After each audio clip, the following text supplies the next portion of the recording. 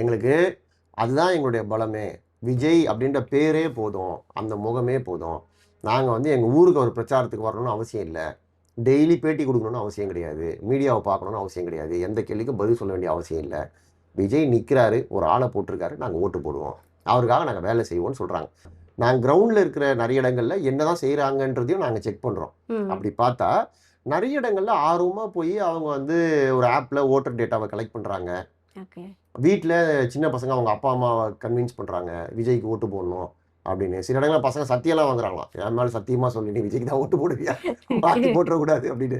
So இந்த அளவுக்கு சீரியஸாக அவங்க ஒர்க் பண்ணுறாங்க, அவங்க அதை சீரியஸாக எடுத்துக்கிறாங்க. ஓகே, கிரவுண்ட் லெவல்ல எல்லாரும் ஒர்க் பண்றாங்க. விஜய் அவர்கள் வந்து காலத்துக்கு வந்து ஒர்க் பண்றாரான்றது தானே இப்ப பெரிய கேள்வியா இருக்கு. அதுதான் சொல்றேங்க, அவங்களே அதை கவலைப்படலன்ற. இப்போ நம்ம அதை கவலைப்படுறோம்ல, என்னங்க ஒரு லீடர்னா பிரச்சாரம் பண்ணணும். இப்போ லீடருக்கு பயண திட்டம்லாம் வகுப்பாங்க. அது ஜெயலலிதா இருந்த போதும் சரி, ஒரு கருணாநிதி இருந்த போதும் சரி.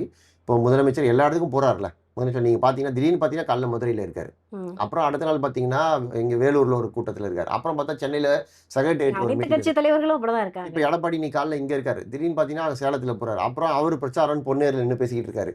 இப்படித்தான், இதுதான் நம்ம இவ்வளோ காலமாக பார்த்து பழகுன அரசியல். இது ஒரு புதுசாக இருக்கு, இது என்ன அரசியல்னே தெரியல.